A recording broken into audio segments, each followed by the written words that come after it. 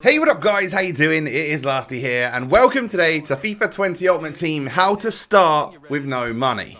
Today's video is presented by EA Gamechangers. Thank you to EA for flying me out to Amsterdam to attend the capture event where I was able to capture this footage for you guys. I really appreciate it and I had a lot of fun. So we get into Ultimate Team right here. Now this is a bare bones starter squad. This is what you will be presented with or something very similar when you get into Ultimate Team. Now guys, do me a favor, hit that thumbs up button if you enjoy or if you find this helpful, and of course subscribe to the channel if you're new. We've been gaining lots of new subs lately, so thank you and welcome to all of you guys. I hope you're enjoying the FIFA 20 content.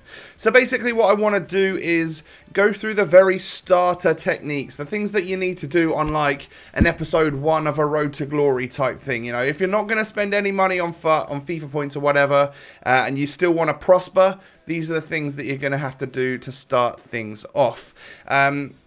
So basically the thing to know is that the catalogue has gone. There is no catalogue anymore. So you may, if you're like me, maybe you've been storing hundreds of thousands, if not millions of points on the catalogue over the past few years, and actually you can't use them anymore. They're just not there. Basically everything's gone into objectives, and we'll see that in just a second. But what you're witnessing here is simply me starting off an Ultimate Team by, you know, picking, I mean, it was already done for me. It chose the starter pack as Spain for me. I guess someone needed to log on to the consoles to make sure we had our coins and FIFA points at the capture event. But basically everything here is as bare bones as it can possibly be. So we took ourselves a striker. We took ourselves a Aubameyang on loan. Always choose the more attacking player. That's going to be more helpful to you, right? And then we chose our kits. We chose our badge. And then we move in. And it tells us, would you like to learn about foundations? And of course, that's exactly what I want to do. This is like the base like starter objectives from every other FIFA, with a little bit more. I guess it's... Yeah, I guess it's kind of like the starter stuff that you normally get, plus maybe a couple more things, and you can see at the top left there, right? We've got foundations, we've got milestones, we've got season objectives and season progress. So there's a lot more to it than simply what we used to have, which was just the starter objectives and then daily objectives and weekly objectives and stuff like that. There is an awful lot more that you can do in order to help yourself out at the very start of the game. Now, by completing some of these, and I'm going through a bunch of the foundations now, you can see the sort of things that you're going to have to do. You can see that you're going to get objective rewards. So you're going to get the odd little coin drop, you're going to get the odd little contract, the odd little consumables pack, the silver pack, the gold pack, and of course once you complete a little section, you get the overall reward for completing that section.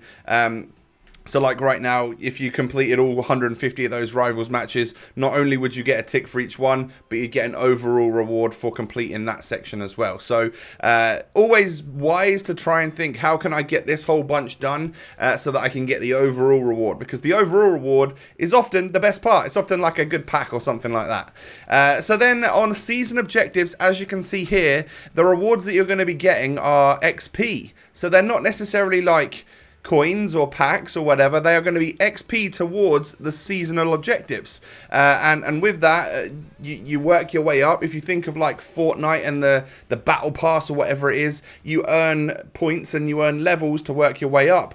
Now this is the season progress, right? So that XP that you're earning in seasonal objectives is going to go towards what level you're going to work up to in the seasonal progress. So you can see the sort of things that you can unlock here, and I believe for season 1, or what we've got on screen right now, there are like 30 levels that you can obtain. So the more you play the game, the more SBCs you do, the more everything. Basically you earn XP from doing kind of everything.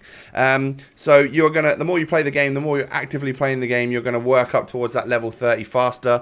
And I'm not sure if this is exactly how it's going to be, but there was 100,000 XP needed in order to get up to level 30. Now, I don't know how long a season's going to last. Could it be like a month or a quarter of a year or something? I don't know. Is it going to be 100,000 points that you need, or is it going to be more than that, less than that? I'm just not sure. But it's the sort of thing that you want to work towards, because the more stuff you can unlock during in objectives, like whether it be foundations objectives, milestones objectives, or even seasonal objectives, the more free stuff you're going to get as a reward, the more rewarded you will become, which of course is going to lead to you being able to unlock players, have coins, be able to build and boost your team upwards. So That's what I want to show you today. There is another section or another area of the game which is pretty useful. There's two more areas actually, but the recording I got for that sort of screwed up a little bit, so I do apologize. But basically, what we're doing here is we're focusing on the objectives. The other areas of the game that you can start to work on in order to work through and progress nicely are, of course, squad building challenges. They are great, you know, like the starter squad building challenges and working your way up to like the more advanced ones and stuff like that. And then of course the store, so packs. And I'm not talking about buying FIFA points and stuff. That is obviously it's not gonna work in the video, which is how to start FIFA with no money. I'm talking bronze pack method, right? We all know that that is a staple of FIFA that has worked for a long time. Once you start getting coins, you can start spending on bronze packs, trying to earn profit by selling on and flipping those players, selling the kits, selling the fitness, whatever it is. It's always been a pretty profitable method, especially at the very start. So one area of the game that you definitely want to get involved in at the start is squad battles. Now, this is because you can adjust the difficulty, right? So, I mean, this particular game right here, I went in with my bronze team and literally played it on amateur because I don't care about having a good challenge at the very start. You might want to up the difficulty if you want. What I want to do is get that little objective complete, which says play a squad battles match. I want the coins from the game from the squad battles match. I know that I'm getting points in squad battles that are going to earn towards weekly rewards. But most of all, I'm not stressing myself out by playing against online opponents that you just don't know how good or bad they're going to be. The very start of the game, I would say the offline modes are more beneficial to you, just because you can almost guarantee yourself the win, especially if you're playing on the lower difficulties, and then work your way up, and before you know it, you're going to have like a gold squad put together because of doing the objectives, working your way through the seasonal progress, as you can see right here. The first objective here we got done, or the first level we got in the season, we've been giving ourselves a lone player. Now, I chose Jadon Sancho right here. I mean, some of you might say you should have chose Van Dijk. That is totally fine, but Jadon Sancho was a player that we actually didn't have on our accounts. We had the top 100 players and we had like 82s and below, but there was a few players missing, so I thought, oh, I'm going to take Jadon just in case I want to use him.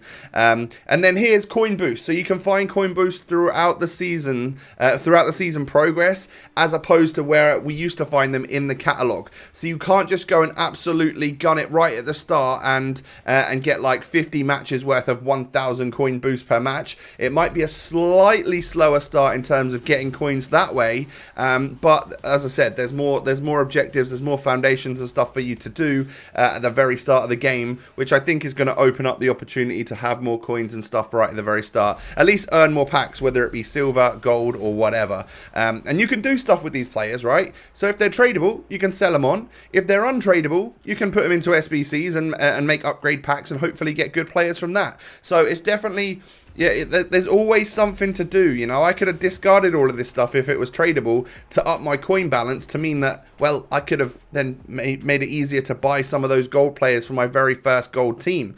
And those are the sort of things that you need to take into account.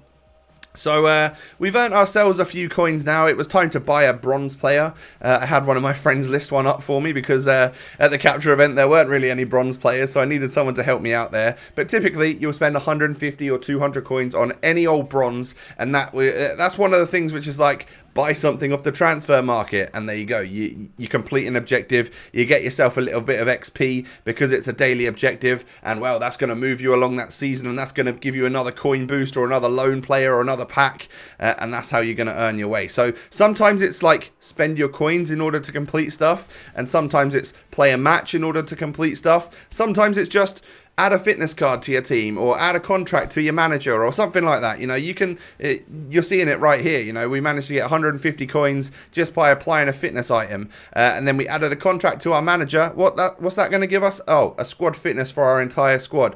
Brilliant. You know, that's going to be super useful for me at the very start of the game. So yeah, those are the sorts of things that you can do. Those are the sorts of areas that you really need to focus on.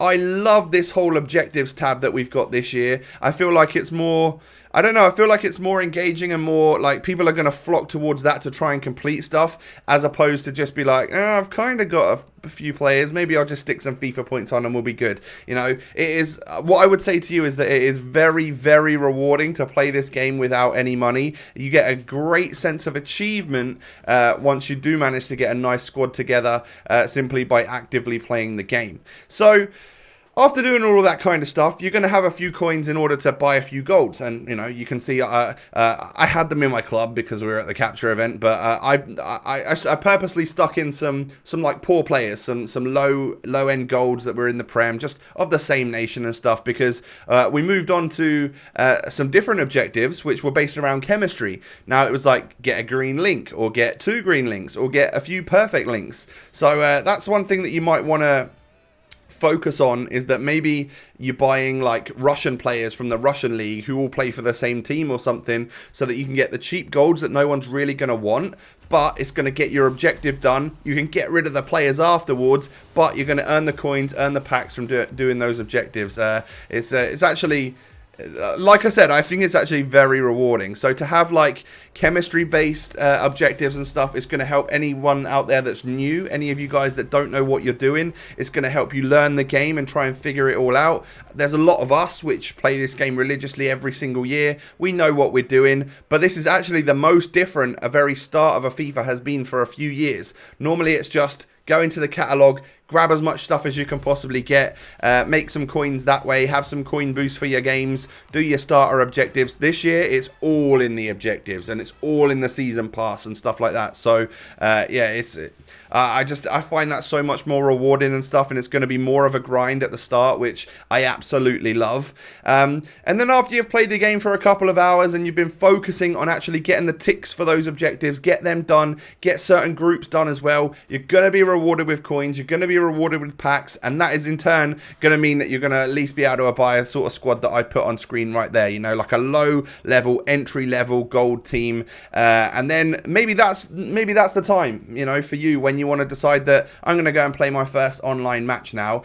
Like I said, the other areas that you guys should focus on are squad building challenges. Try and get some of those intro SBCs done, because they are going to be vital. They often pay out in terms of good pack pools and stuff. Or make sure, of course, you just do like bronze pack method, because we all know that is super useful too. Guys, do me a massive favor, smash a thumbs up on the video. I'd really appreciate it. Subscribe if you are new to the channel. Thank you to all of you that have subscribed recently. And of course, don't forget to follow me on my social medias, the Twitter and Instagram. The links can be found down below in the description. Most importantly, I hope you all have a lovely day, and I'll catch you tomorrow with another FIFA 20 Ultimate Team video. Peace.